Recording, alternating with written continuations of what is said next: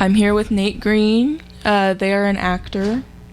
What else are you? It's true. Performer? I mean, actor, performer. I really like writing. So I'm like, but in all the things that I do, I'm a writer first, all the rest after. So, yeah. Nice. So with writing, what do you like writing? I go a lot of my emotions. I know that makes sense, like being a teenager, but I write about things that I'm passionate about, and I like to talk. So it's literally anything that I can just get flowing. Yeah. I'm in South's Louder Than a Bomb slam poetry team. Oh, really? Yeah. So I write poems for them, and we do good. So I literally write about anything. Yeah. So you're on the forensics team. Do you write your own forensics kind of scripts too, or are you just performing? Yeah, so 2 out of like all the events that we do are pre-written. Oratory and informative are pre-written. I have qualified to nationals 2 years in a row in oratory, which is a persuasive essay basically. And in informative, you're just informing something. And I do informative now. My informative this year is about black barbershops, and it's just something you write by yourself. And yeah.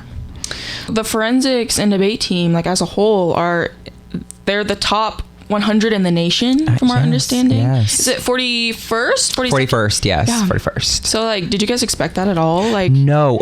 We knew that within the area, we knew not to like boost our own horns, but we knew that we were pretty good because we consecutively place and we always are like at the upper echelon. But on a national level, it's really crazy, especially because we don't think of ourselves like that, which is it's a good thing because obviously it's showing that we put in the work and we do very well, but it's good to be recognized. Yeah. When did you guys find out? Like, do you recall the moment that like you found out? Like, were you guys with each other? So actually what happened was I have forensics 4th hour with the seniors and juniors, and Dr. Gettings walked into our class and he like pulled our teacher aside and he was like, hey, so I got this email and I printed it out, and he was like giving it to her, and she was very confused. She was like, I don't know what's going on. Oh, so she didn't even know either. No. And so she read it and was like, ugh. And she was like, she was shocked. And she like, after Dr. Gettings exited the room, she turned to us and she was like, so we're top 50 in the nation. And we were all screaming and clapping. It was a whole thing. It was very exciting. Oh my gosh. So you guys all found out together? Oh yeah. That's so special. Yeah. That's so special. So good. Oh my gosh. What work went into like the accomplishment of, I mean, obviously you guys like didn't perform in work like we're going to make top 50 in the nation, but like looking back on it, like what made you guys earn that accomplishment? We do a lot, and I don't think that a lot of people know how much work is put into forensics and debate. I will not discount debate. I'm in both activities. I will say we put in a lot of work, and I think the work speaks for itself. We are one activity where the people that are in it are really sucked in, and you're always trying to finesse yourself. You're looking at how people critique you, and you're trying to get better because of those critiques. And I think we're one of the few schools that like we have a culture shaped around forensics and debate. Like you know the people who are in forensics and debate, you know that they're going to put in the work, you know that they're going to enjoy your presence. So I think that that's something that not every school has, that we have specifically. And I think that obviously we made top 50 in the nation. So it speaks for itself. I know that Blue Springs High School and schools like Ray Peck also have that culture, and they're also up there, but we're just a little bit better. just a little bit. Exactly.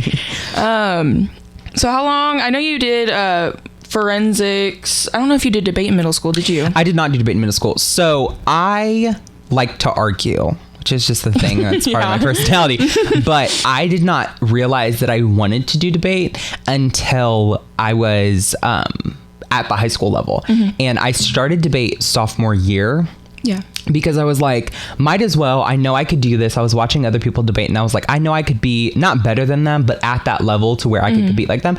And so I was like, oh, for 100% I'm going to do debate. And I personally will say that I have some argumentation skills. Yeah, but slay at it.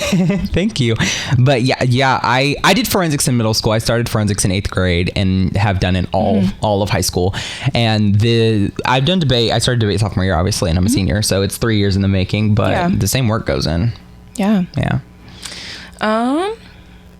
So when did you start like acting and kind of like putting your personality in like roles? Oh yeah. So I've always been dramatic. I'm a drama girl. I love all of that. And I took a middle school class with Mr. Leith, and it was like the first time that I had actually like been like, oh, I can fit in these roles, and I can take this drama and do something that's just like not me per se.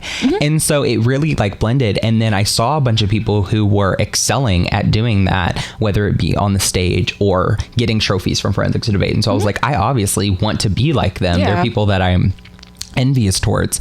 And so I started Forensics first because I was like, okay, it's low-key enough. I have stage fright. Excuse me. So theater has always been something scary for me. But Forensics was low-key enough to where I could do it and not like have an anxiety attack, right? Yeah.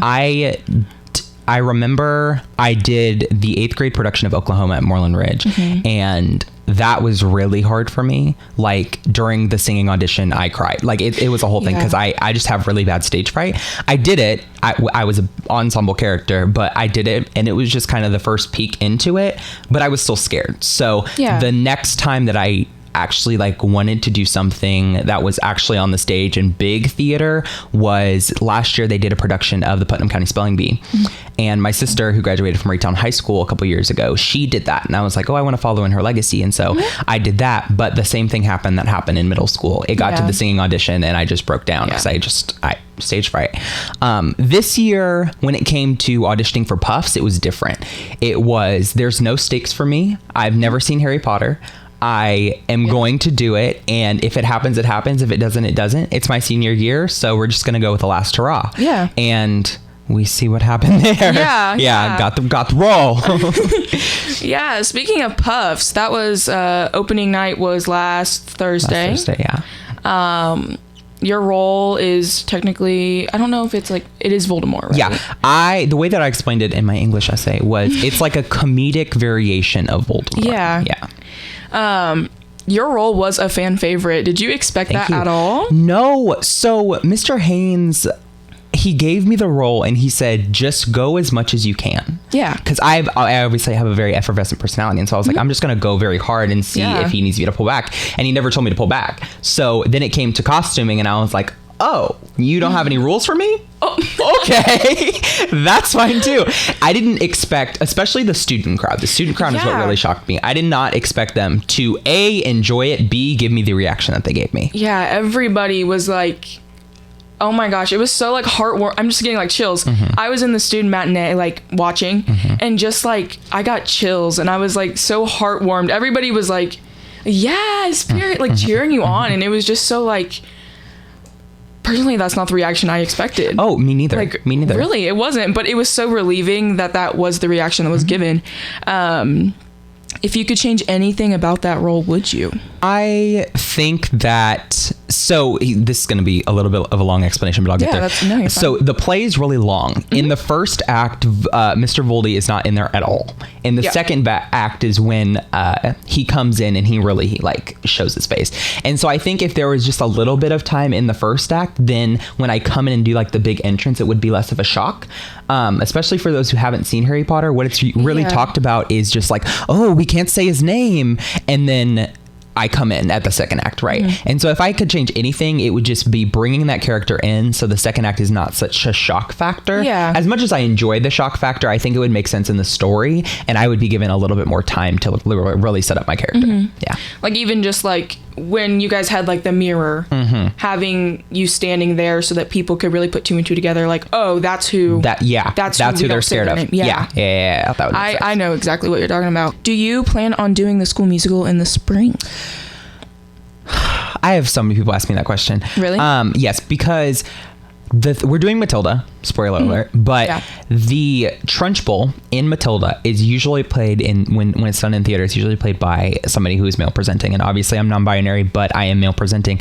And I bring the drama factor that would be so connected to that. And so I would love to do Matilda. The one issue that I have, and I do issue in quotes, is that I'm not a singer. I can sing, but I never did choir, and singing is something that really scares me. Going back to stage fright in middle school or whatever. Yeah, for sure. And so I'm not worried about like the acting portion of auditioning for Matilda, because I feel like I could really kill it personally. Yeah. But it's the singing audition and doing all of that really frightens me. And so what I'm trying to do still today is kind of think of it as just as I thought as Puffs. Like, it's no stakes. If I do it, I do it. If I don't do it, I don't do it. Like, yeah, I mean, everything happens for a reason. Oh yeah, 100%. Yeah. But I would like to do, short answer, I would like to do Matilda. I'm scared. Say the play Puffs was adapted into a feature film. Who would you want to play your role on the big screen? Oh my God. I know it's kind of a loaded question, but I was like, this is fun. That is a loaded question. That's a wonderful question. Okay, so here's what I would do. Yeah. I would do, if it was in the 80s, I would do Tim Curry. Because I tied a lot of what I did with Mr. Voldy with Frankenfurter from Rock and Roll Picture Show. And I would love for that to happen. If it was now, I would probably do like a Billy Porter or a Jennifer Hudson. Somebody who is... who has a lot of power and who's really dramatic, and somebody who is black, because there were 3 people in the cast of Puffs in general, and I think that one thing that engaged the shock factor and really helped with my character was that I was not only black, but I was male presenting, and I had on clothes that were not even revealing, but something that a guy, quote, wouldn't wear. And so I think that really, if it was on the big stage, that really bringing that and showing a black person in a position of power would really display what I would want it to display. Yeah, it's the representation. Like, that's also what I loved so much about Puffs, was there was so much representation with like there was so much black representation, there was so much LGBT representation, so much like you know, and it was just so refreshing that like nobody really batted an eye at it. Oh yeah, it was just so like, I don't know. It was just... Yeah. And what was on top of the like shock factor of me was that I didn't expect people to, especially living in Blue Springs, I didn't expect people to react that way, because I am overtly feminine, because I am because of all those factors that are so discriminated against. I did not think people were going to cheer like they did. I did not think people were going to scream like they did or rave like they did. Yeah. And that just says that theater is a place where everybody is accepted. When I did my senior speech, we did it at the last show on Saturday, I specifically said that being in Puffs was at a time where I'm almost done with my Blue Springs South career, but it was a time where I actually found refuge in somebody who let me have power, let me open my heart, let me be powerful and black and feminine, and everybody accepted it. And if you had an issue with it, then that was a you problem. That was not a me problem. Yeah. And it was just so good. It was so good. Yeah, no, it feels so like just so accepting. Oh, yeah. And even I was in theater for a couple years, you know that. I just felt so loved by a lot of people, and I felt like everybody went out of their way to talk to every single person, no matter who you were. I think it's just everybody should be able to experience something like that, whether it be theater, whether it be a sport, whether it be choir, like things like that. You know, I think it's just, it is a really good experience for you to grow. Yeah, so I really see where you're coming from. What's the poetry? Louder Than a Bomb. Yeah, Louder Than a Bomb. Have you guys started your season yet? Yeah, so Poetic Justice is what we're called now. Really? But a lot of people don't know it as aside from Louder Than a Bomb, so I'm just gonna say Louder Than a Bomb. But we started it. What happens is a lot of people from the different small groups like forensics and theater, they're in it. A lot of the people that were in Puffs were in Louder Than a Bomb, so we kind of had to put a hold on that. But like we have our first like big meeting where everyone's together after school today. And awesome. We've already kind of kickstarted it. The thing that I realized is that I know that we can get through it. I know that we'll be fine. Last year we had a COVID year. It was the first time I was ever in the club, and we placed 5th of 13 teams in the globe. So yeah, so I'm not worried about getting there. It's the getting started part that we're having a little bit of issues with, but it's just time.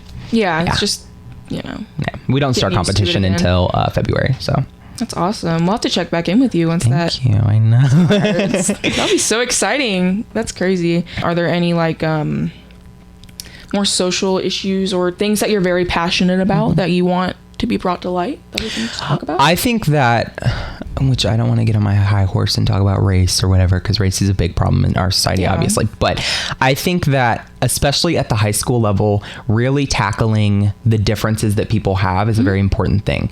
And I think race, sexuality, and gender is very important. And I think it's very important to talk about not only at our high school, but in our community, in the world, period. In forensics, what I try to spread is that my race is something that is not a prize to be won. One of the pieces that I do, it's called a program oral interpretation. I placed twice with it. But one of the pieces that I do, I talk about racial fetishes and how a lot of people just turn people of color into prizes or trophies or something to be won. And I think that's very hurtful, especially to a minority who's already been oppressed. And so I think a couple of things that are very important to talk about, and that I think really need to come to fruition, is talks about race, talks about sexuality and gender that are free and allow people to speak about it. I mean, yes, I have a mic to talk about race because I'm obviously Black, but I'm told to hush and be more masculine when it comes to exerting my voice when I talk about being gay, because a lot of people are turned away by femininity. I'm told to not talk about being non-binary because a lot of people think that it's not real. So you see a lot of that, and because I'm outwardly feminine and because I don't really care about what people think, it's not become a problem per se, but it's become something that's really out there and you really can't stop it from happening. And that's what I really enjoy, and that's what I wish would to come to fruition with everybody. Yeah. And I think it's really nice that you represent like this whole community and you have a voice like that likes to talk, and you're speaking for everybody for whenever you say things like that. So I think that's very helpful for a lot of people, not only in the school, but like just in general. I mean, it's a big deal. Oh yeah, 100%. Is there anything else you want to talk about? The one last thing that I will say, and I want, and I will extend this to you. I think that finding your people and your place is very important in high school, and finding just speak, just talk. That at the end of the day, that's what I wish people would do, is talk, speak your feelings, get it out there. Nobody cares. Well, people care what you think, but in the end, it's not going to matter. Like after high school, you're probably never going to see them again. Exactly. If they don't care. Exactly. And this is the time to make change. I mean, you're going to be an adult. This is going to shape your future. And so I think this is the time for you to speak out, you to act and wear whatever you want and face the repercussions. I mean, adolescence is a time where you can kind of break the rules because the repercussions aren't that bad. And so I will wear dresses and I will wear fishnets and I will plaster makeup on my face to where I look like a clown, but I'm doing something that I enjoy, and I'm being that out loud person that I wish I was shown at a young age. And so what I just want to pass to everybody is, girl, say what you want and say it as loud as you can. Yeah. Oh my gosh. Goosebumps. It was amazing talking with you. I've been waiting for this like all week, and it's only Tuesday. So. Well, thank you so much. It was nice talking to you too. Of course. Tune in to South Jag TV on YouTube if you want to watch more podcasts like this, and also to watch our school newscast every week. Comes out on Tuesday nights or Wednesday mornings. We will see you next week with another podcast. I'm Kaihli Mitts for Jag TV. This is Nate Green.